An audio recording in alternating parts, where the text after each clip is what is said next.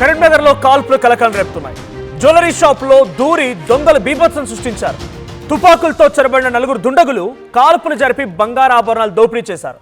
బైకులపై వచ్చి 30 రౌండ్ల కాల్పులు చేపట్టారు. ఇక్కడ కాల్పుల్లో నలుగురికి చాలా తీవ్రంగా గాయాలయ్యాయి. అయితే పట్టపగలే కరీంనగర్లో దోపిడీ జరిగినటువంటి ఈ అంశం ఒక్కసారిగా సంచలనంగా మారింది. దోపిడీ దొంగల స్వైర విహారం కొనసాగుతుందన్నట్టుగా అందరినీ ఆశ్చర్యానికి గురి చేసింది. అయితే రెక్కి నిర్వహించినటువంటి దోపిడీకి పాల్పడ్డారని చెప్తున్నారు పోలీసులు. సో ఘటనా స్థలంలో ఆధారాలు సేకరిస్తున్నారు క్లూస్ టీమ్. సో ఇది ఎగ్జాక్ట్గా PMJ boutique, so PMJ jewels and boutique ఇదే. సో ఇక్కడే కొంతమంది వ్యక్తులు రెక్కి నిర్వహించి బయట నుంచి వచ్చి కాల్పులకు పాల్పడి 30 రౌండ్ల కాల్పులు జరిపి అక్కడ నలుగురికి చాలా తీవ్రంగా గాయాలు కూడా అయ్యాయి. 30 రౌండ్ల కాల్పుల తర్వాత నుంచి అక్కడి నుంచి పలు బంగారు ఆభరణాలు కూడా దోచుకెళ్లారు. సో పట్టపగలే ఎగ్జాక్ట్గా 11:30 ఉదయాన్నే, ఈరోజు సండే కూడా, ఆదివారం కొంత ఆలస్యంగా, అంటే రెగ్యులర్ టైం మాదిరి కంటే కొంత అటు ఇటుగా ఆలస్యంగా షాపులు తీస్తూ ఉంటారు. షాప్ తెరియగానే ఒక్కసారిగా రెక్కి నిర్వహించినటువంటి ఆ దుండగుల లోపలికి చొరబడి అక్కడికి వచ్చి కాల్పులకు పాల్పడి ఒక్కసారిగా అందులో వారందరూ కూడా భయభ్రాంతలకు గురి చేసి బంగారు ఆభరణాలు దోచుకొని వెళ్లారు. సో విజువల్స్ మనం చూస్తున్నాం. ఎగ్జాక్ట్గా ఆ షాప్ ఇదే. గతంలో హైదరాబాద్లోని మియాపూర్లో కూడా ఒక షాప్ పై ఇటువంటి ఘటన జరిగింది. కూకట్పల్లి మియాపూర్ ప్రెమిసెస్లో ఒక షాప్ పైన ఈ మాదిరిగానే కొంతమంది దుండగులు కాల్పులకు పాల్పడి అక్కడి నుంచి బంగారాన్ని దోచుకెళ్లారు. ఆ తర్వాత పోలీసులు వాళ్ళు చేశారు, పట్టుకున్నారు, అంతవరకు ఓకే. కానీ ఇక్కడ జరిగిన ఘటన ఏంటి? ఎవరు రెక్కి నిర్వహించారు? ఎన్ని రోజులుగా ఈ రెక్కి జరుగుతోంది? ఎవరైనా తెలిసిన వాళ్ళ పైన అంతర్రాష్ట్ర ముఠా ఎవరైనా వచ్చారా? అసలు ఏం జరిగిందని తెలియాల్సి ఉంది. బట్ యాజ్ ఆఫ్ నో అక్కడ జరిగిన ఘటనతో ఒకసారిగా కరీంనగర్ పట్టణం మొత్తం కూడా షాక్ గురైంది. పిఎంజే జ్యువెల్స్ అండ్ బొటిక్ 30 రౌండ్ల కాల్పులు జరిపారంటే అర్థం చేసుకోండి ఏ స్థాయిలో ఆ దుండగులు అక్కడికి వచ్చారో అర్థమవుతోంది. సో గన్లతో బెదిరించి వాళ్ళందరినీ భయభ్రాంతులకు గురి చేసి ఒక్కసారిగా ఆ బంగారు ఆభరణాలు దోచుకెళ్లే ప్రయత్నం చేశారు. అక్కడ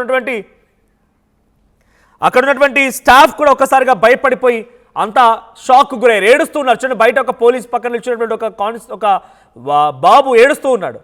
సో సంఘటనా స్థలం నుంచి అక్కడ ఎక్కడైతే జ్యువెలరీ షాప్లో ఈ సంఘటన జరిగిందో అక్కడి నుంచి ప్రతినిధి చంద్రశేఖర్ సిద్ధంగా ఉన్నారు. చంద్రశేఖర్, ఏం జరిగింది? సీసీటీవీ కెమెరా రికార్డ్ అయిన దృశ్యాలు ఏంటి? ఎక్కడి నుంచి వచ్చారు?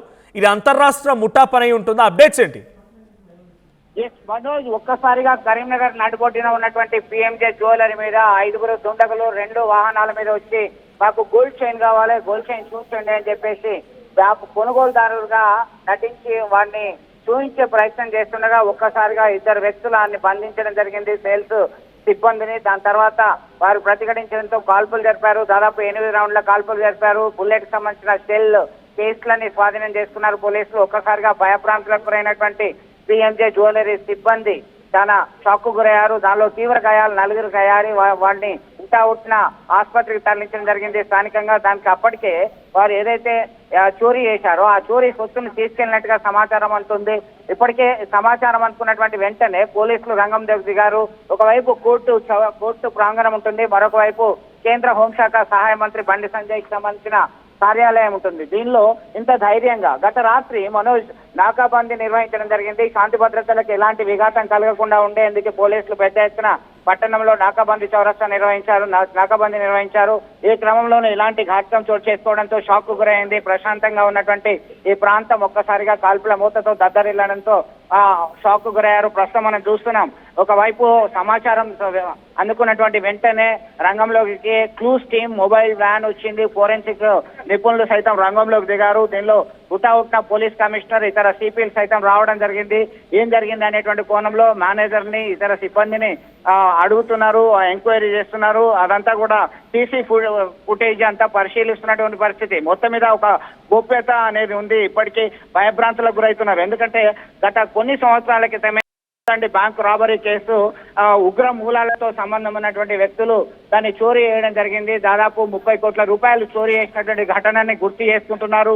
ఈ క్రమంలో ఇవి ఉగ్ర మూలాలు ఏమైనా ఉన్నాయా, లేదా రెక్కి నిర్వహించి ఏమైనా చోరీ చేశారా, పక్కా ప్లాన్ ప్రకారం ఈ పిఎంజే జ్యువెలరీ అని చెప్పేసి ఆలోచిస్తున్నటువంటి పరిస్థితి. ఘటనకు సంబంధించిన సమాచారం అందుకున్నటువంటి వెంటనే రంగంలోకి దిగినటువంటి పోలీసులంతా కూడా ఏం జరిగింది అనేటువంటి కోణంలో చర్చిస్తున్నారు, విచారణ జరుపుతున్నారు. అయితే మనం ఒక్కసారిగా గుర్తు చేసుకోవాలి, దీనికి సంబంధించి అయితే ఒక సిబ్బంది కాల్పులు జరుగుతున్నటువంటి నేపథ్యంలో ఒక్కసారి భయభ్రాంతులకు గురయ్యి వాష్రూమ్ లో దాచుకున్నటువంటి పరిస్థితి. దానిలో ఇమ్మీడియట్ గా వాళ్ళంతా వెళ్ళిన తర్వాత ఇప్పటికీ భయంతో వణుకుతుంది ఆమె. ఇంకా కొంతమంది సైతం ఏం జరిగింది అనేటువంటి కోణంలో మాకు ఇంకా గుర్తు రావట్లేదు, మొత్తానికైతే మాకు ఈ చైన్ కావాలి, ఈ మోడల్ కావాలి, ఆ మోడల్ కావాలంటూ మమ్మల్ని అడిగారు. దానిలో భాగంగా 10:30 ప్రాంతంలో ఈ ఘటనకి సంబంధించి మేము షాప్ తీశాము. ఆదివారం అయినప్పటికీ కూడా కొంత సీజన్ ఉంది అనేటువంటి ఉద్దేశంతో షాప్ తీశాము. దీంతో ఒకసారిగా వాళ్ళు విరుచుకుపడ్డారు. ఎక్కడ ప్రాణాలు అరిచేతిలో పట్టుకోవాల్సి వచ్చింది. ఇప్పటికే సీరియస్ గా ఉన్నారు వాళ్ళు. కాల్పులకు గురైనటువంటి వారు భుజం మీద, ఇటు కడుపు, పక్క టెంకల సమీపంలో సైతం కాల్పులకు సంబంధించిన గాయాలయ్యాయి. వారిని ఎమర్జెన్సీ వాళ్ళు ఐసీయూలో చికిత్స అందిస్తున్నటువంటి పరిస్థితి. అవసరమైతే మెరుగైన చికిత్స కోసం హైదరాబాద్ తరలిస్తామని చెప్పేసి ఉన్నట్టుగా సమాచారం అందుతుంది మనోజ్. దీంతో మనం చూస్తున్నాం ఇదంతా కూడా ఈ ప్రాంతం అంతా కూడా జనాలతో, స్థానికులతో కిక్కిరిసిపోయింది. ఒకవైపు పోలీసులు, ఫోరెన్సిక్ అండ్ క్లూస్ టీం రంగంలోకి దిగి ఆరాధిస్తున్నారు. కరీంనగర్ లో ఇంత పెద్ద ఘటన జరగడం ఇదే మొదటిసారి అనేటువంటి కోణంలో సైతం ఒక ఆందోళనకరమైనటువంటి పరిస్థితితో చర్చించుకుంటున్నారు. ఇక్కడ నుంచి ఆ శివా థియేటర్ అంటే కోర్టు, ఇటు కరీంనగర్ నుంచి జగిత్యాల వెళ్లేటువంటి రహదారులకి దాదాపు 100 మీటర్ల దూరం. మనం ఇది చూస్తున్నాం. ఈ కోర్టు ప్రాంగణమే. కోర్టు ప్రాంగణానికి ఆనుకొని దాదాపు 10 మీటర్ల దూరంలోనే ఉంటుంది. ఈ కాంప్లెక్స్ లో ఉన్నటువంటి మొదటి ఫ్లోర్ లోనే ఈ పిఎంజే జ్యువెలరీ ఉంది. పిఎంజే జ్యువెలరీకి సంబంధించిన వివిధ రకాల ఆభరణాలు, నగలు మీరు కొన్ని రోజుల నుంచి విక్రయిస్తున్నారు. దానిలో భాగంగానే ముఖ్యంగా పర్వదినాలు ఉన్నాయి, ఇతర మంచి రోజులు ఉన్నాయి అనేటువంటి కోణంలో వాళ్ళంతా కూడా ఒక కొనుగోలు కొరకు ప్రయత్నించినటువంటి పరిస్థితి. అప్పట్లోనే ఈ ప్రయత్నిస్తున్నటువంటి సమయంలోనే ఇలా జరగడం అనేది ఒక షాక్ గురయ్యేటువంటి అంశంగా చర్చిస్తున్నటువంటి పరిస్థితి గమనించవచ్చు మనోజ్. రైట్, డైరెక్ట్ గా ఇది ఎవరు తెలిసిన వాళ్ళ పని ఉంటుందో అంతర్రాష్ట్ర ముఠాల. గతంలో హైదరాబాద్ లో కూడా ఇటువంటి మాదిరిగానే ఒక భారీ స్కెచ్ కి గీసినటువంటి 4 దుండగుల్ని పోలీసు ఎట్టకేలకు అరెస్ట్ చేశారు. బట్ ఇక్కడ జరిగిన సంఘటన ఏంటి? తెలిసిన వాళ్ళ పనా లేకుండా అంతర్రాష్ట్ర ముఠాల? 30 రౌండ్ల కాల్పులు జరిపారని అర్థమవుతోంది. వాళ్ళు ఎంత పెద్ద ఎత్తున స్కెచ్ వేసుకొని ఉన్నారనేది. సో అక్కడ సస్పెక్టెడ్ గా కానీ అక్కడ అనుమానం కానీ మనకు వ్యక్తమవుతుందా? ప్రత్యక్ష సాక్షులు వారిని గుర్తుపట్టగలుగుతారా? వాళ్ళు ఏ రకమైనటువంటి వేషధారలో ఉన్నారు, వాళ్ళ వ్యవహార శైలి ఏంటిది, వాళ్ళ యొక్క సిచ్యువేషన్లా ఉండేది అప్పుడు ఆ సమయానికి అనేది షాప్లో ఉన్నటువంటి స్టాఫ్ చెప్తున్నారు ఎవరైనా?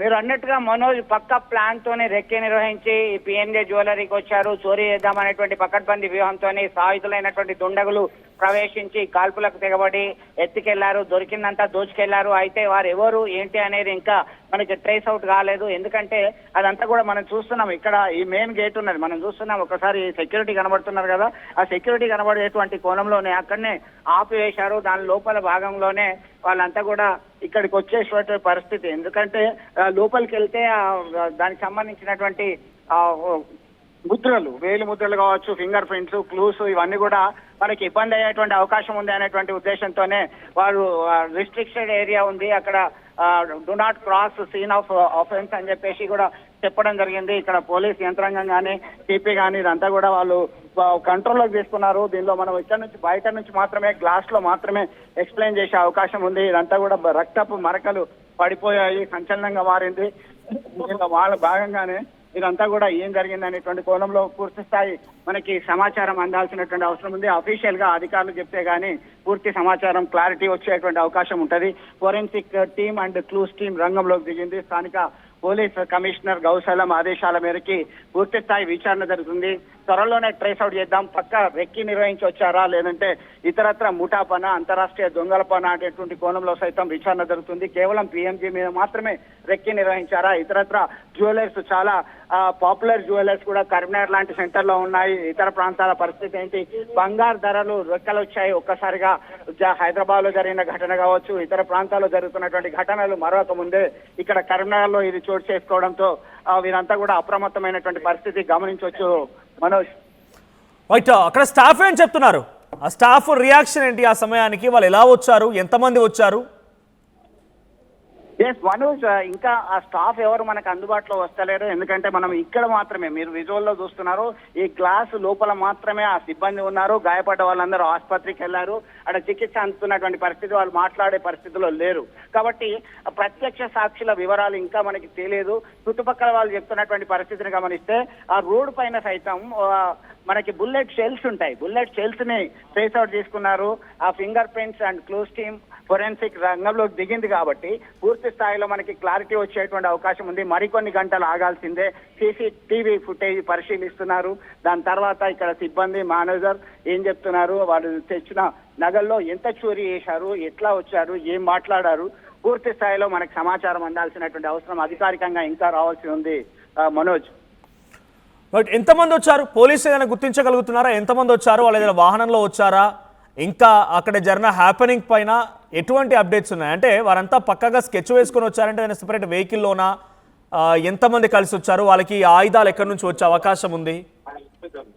ఎస్ మనోజ్, రెండు బైక్స్ మీద 5 దుండగులు వచ్చారు. సాయుధులైనటువంటి వ్యక్తులు వాళ్ళ ఆయుధాలను పక్కన పెట్టారు. ఎందుకంటే వారు సాధారణమైనటువంటి కొనుగోలుదారులుగా వచ్చారు. మేము ఇక్కడ మంచి ఆభరణాలు ఏమైనా ఉన్నాయా, గోల్డ్ చైన్ చూపించండి మీరు అంటూ నమ్మవలకడం జరిగింది. వారు ఒక్కసారిగా చూపించడానికి రండి సార్, ఇది ఉంది, ఈ ఆయుధం బాగుంటది, ఈ హారం బాగుంటది అనేటువంటి కోణంలో వాళ్ళకి చూపిస్తూ ఒక కస్టమర్ ను ఆకట్టుకునేటువంటి ప్రయత్నం చేస్తున్నటువంటి క్రమంలోనే వారు ఒక్కసారిగా వారిని వచ్చినటువంటి వ్యక్తిని చేతులతో బంధించారు. ఒక్కసారిగా హరాజ్ చేశారు. దాంతో వెంటనే మీరు నగలంతా కూడా ఇవ్వాలని చెప్పేసి డిమాండ్ చేయడం జరిగింది. ప్రతిఘటించడంతో ఒక్కసారిగా కాల్పులకు తెగబడ్డారు. దాదాపు లోపలనే 8 రౌండ్ల పైన కాల్పులు జరిగినట్టుగా మనకు సమాచారం అందుతుంది. దీంతో పాటు వెంటనే దొరికిన కాడికి అంది తీసుకెళ్లినటువంటి పరిస్థితి అయితే గమనించవచ్చు.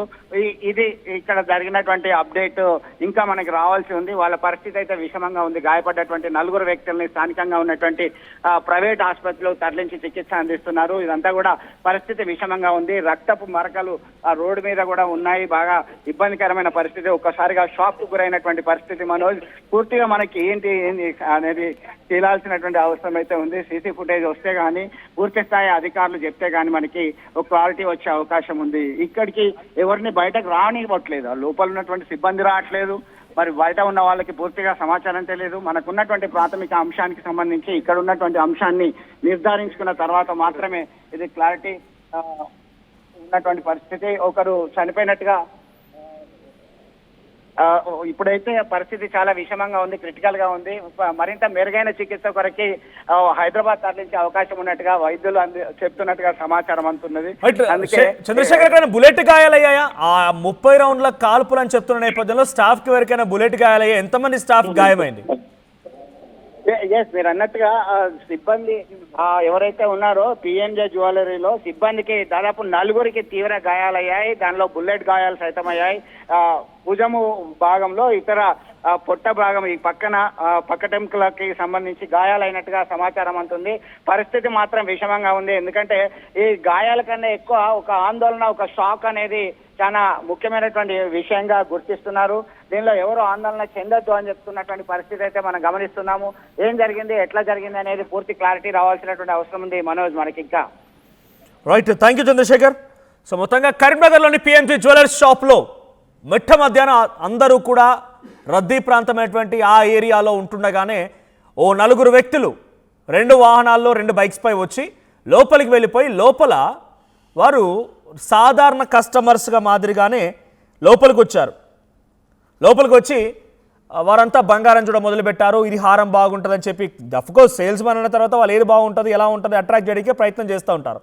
ఆ అట్రాక్షన్లో భాగంగా సేల్స్ మ్యాన్ చెప్తున్న క్రమంలో ఆ సేల్స్ మ్యాన్ చేతులకి తాళ్ళు కట్టేసి ఆయన క్లోజ్ చేసి ఆ తర్వాత అందరిపై అటాక్ చేయడం మొదలుపెట్టి జేబులో నుంచినటువంటి గన్స్ తీసి బ్యాగ్లో నుంచి అందరిపై ఎక్కుపెట్టి 4 ఆ రకంగా దాడికి కూడా వారిపైన బుల్లెట్ గాయాలు కూడా 4 బుల్లెట్ గాయాలయ్యాయంట. తల్లో బుల్లెట్ తగిలిందన్నట్టుగా తెలుస్తోంది యాజ్ ఆఫ్ నౌ. సో 4 చాలా తీవ్రంగా గాయాలయ్యా. హుటాహుటిన హైదరాబాద్ తరలిస్తున్నారు. 30 రౌండ్ల కాల్పులు చేపట్టి లోపల బంగారం మొత్తాన్ని కూడా దోచుకొని 2 వాహనాలు 2 బైక్స్ పై అక్కడి నుంచి పరారైపోయారు. అయితే వాళ్ళు ఎవరు, ఎక్కడి నుంచి వచ్చారు, ఎందుకు ఈ రకంగా చేయాల్సి వచ్చింది? ఎందుకు చేశారంటే డబ్బుల కోసం చేస్తుంటారు కదా, దేనికి చేస్తుంటారు. కానీ అక్కడికి వచ్చిన వాళ్ళు అంతర్రాష్ట్ర ముఠాలా, ఏదైనా గతంలో హైదరాబాద్ కూకట్పల్లి మియాపూర్లో ఉన్నటువంటి మాదిరిగానే వేరే రాష్ట్రానికి సంబంధించిన వాళ్ళు ఇక్కడికి వచ్చి అక్కడ దొంగతనాలకు పాల్పడ్డారా, రెక్కి నిర్వహించారా, తెలిసిన వాళ్ళ పని ఉంటుందా, వీరికి ఎవరైనా సహకరించారా? సో ఇవన్నీ కోణాల్లో కూడా పోలీస్ ఇన్వెస్టిగేషన్లు బయటపడే అవకాశం ఉంది. బట్ ఉన్న పలంగా ఒక్కసారిగా ఆ కరీంనగర్ పట్టణం మొత్తం కూడా ఇప్పుడు షాక్ గురైంది.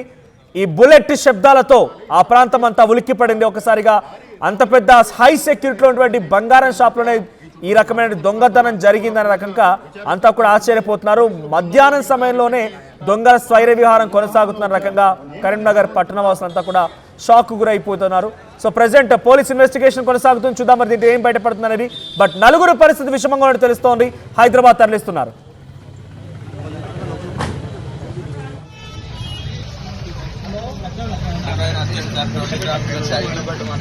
సైన్ పెట్టమన్నాక తర్వాత నలుగురు వచ్చారు. సైన్ కావాలన్నారు. సైన్ కావాలన్నాక లోపలికి పోయారు. లోపలికి పోయినాక చూస్తే ఇంకొక ఇద్దరు వచ్చి దాన్ని బట్టి సెక్యూరిటీ మీద అటాక్ చేశారు. అందరూ ఫోటో పెట్టి నేను బాత్రూమ్ ఉంటుందని బాత్రూమ్ దగ్గర గుంతుకు వచ్చిండ్రు. బాత్రూమ్ ఉన్నా